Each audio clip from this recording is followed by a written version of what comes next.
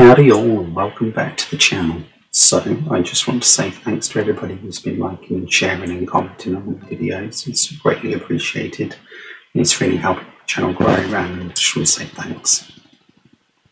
However, today's video is on an old arcade game called Rodland, which came out in March 1991 and was then later on released on things like the NES and the SNES and the Game Boy and other bits and pieces. I originally played this on the Amiga, so I was probably like 6 or 7 when this came out and I played it.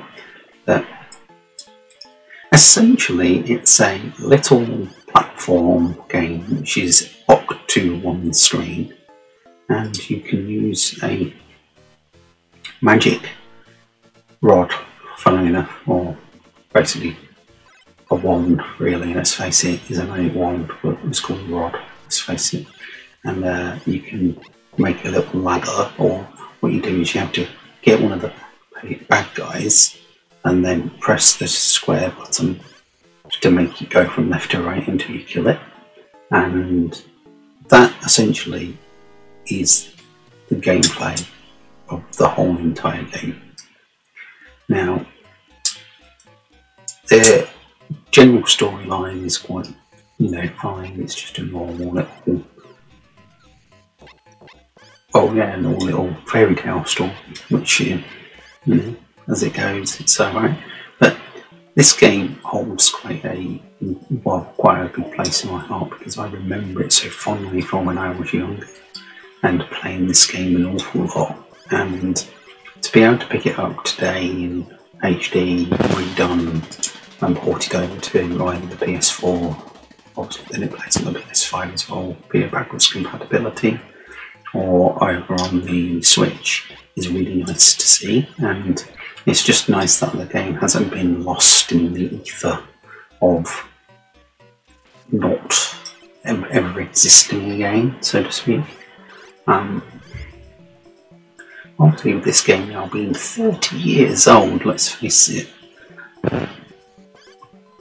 that's insane. And when you think about it, the gameplay still holds up well today.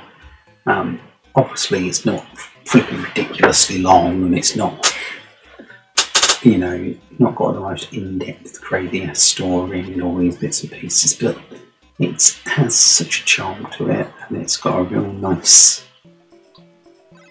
aesthetic. And if you look at older reviews, this game used to review so high, we're talking 9 out of 10 type of thing. So it's amazing that we managed to get this game pulled back onto current consoles, and also on the version up here we have the Japanese version of the game as well as the English version of the game, which is nice. And also they've added in online leaderboards, and they've added on other bits and pieces that you generally get with these arcade archive editions of these old games. So that's really nice to see as well. The game only comes with 6 trophies for PlayStation, no platinum, but you're not really buying it for the trophies, I don't believe. You're buying this game for the nostalgic side of things and playing an older game. And yeah, there's not a great deal more to really say about it. Other than that, if you've played it before, it's just as you remember it. And if you haven't played it before, it's definitely still worth playing even today. And yeah, I would never not suggest this game as a light-hearted, nice, fun-loving, enjoyable platform game until you get to some of the later on levels when it can be quite frustrating. That being said, it's still easy enough to get past. And as you've got the arcade version here, and you can just put in multiple credits as if you're putting in coins, and you can give yourself 50 lives and complete the game. don't need really to worry too much about losing all your lives. So it really makes no difference in that sense of the matter. But yeah, just wanted to show this game here and give some information out about it, because not many people have heard of this, because like, apart from it being on the NES and that, and the older Game Boy and the Amiga, it's a very old game.